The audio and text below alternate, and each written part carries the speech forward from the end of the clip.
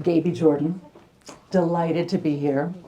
Almost didn't make it from Austin last night because as I was driving to the airport, I noticed that my flight was an hour earlier than I thought it was.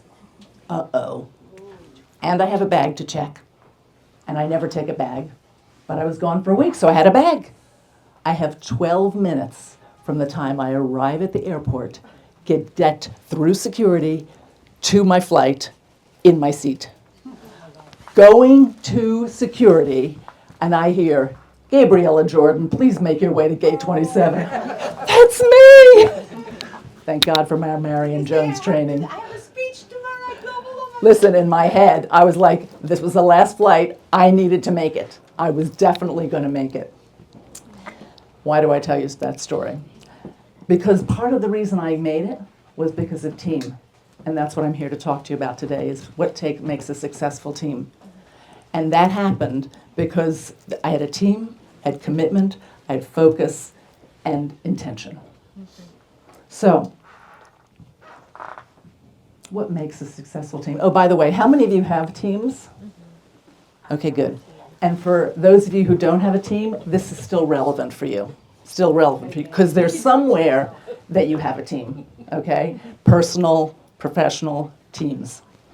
So the first rule of business is to be good at everything.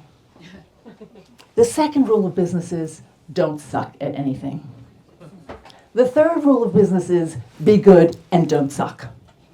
And that's the way we live our life, trying to be good, be perfect, do it all right, and not suck. Here's the problem. We all suck. I mean, I suck, you suck, we all suck at something. And yet we walk around trying to be perfect. And maybe that's not the answer. So our client was September. They had 4 months to go. They were 25% behind on their target. And the purchase price of the company depended on their success. We did it on a $2 billion company, and we didn't work on their sales. The culture of your company is key to your success. Now,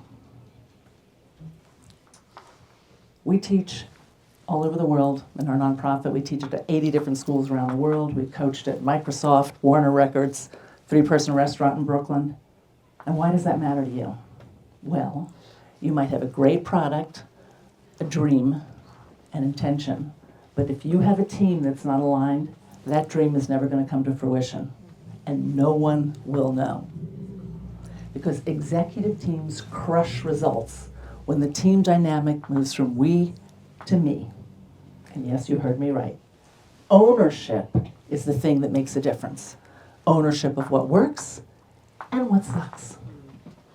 So, ownership plus the 4 C's of culture.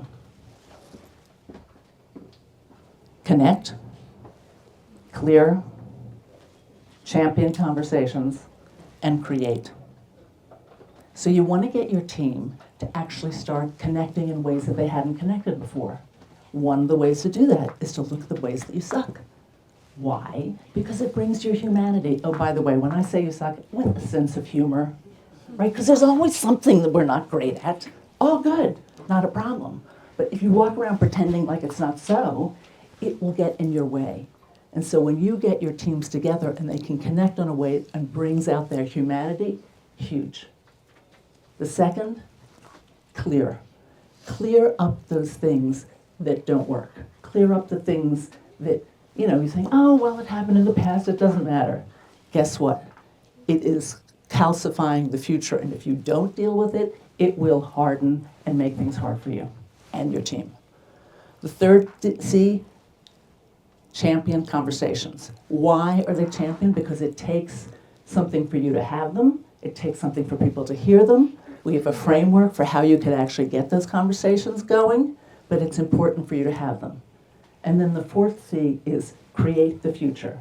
So once you've cleared the air, once you've talked, people are connected in a different way, you then can create a future together that is magical because you have team alignment, you have ownership, you have people individually owning what works and what doesn't, and then they can create magic.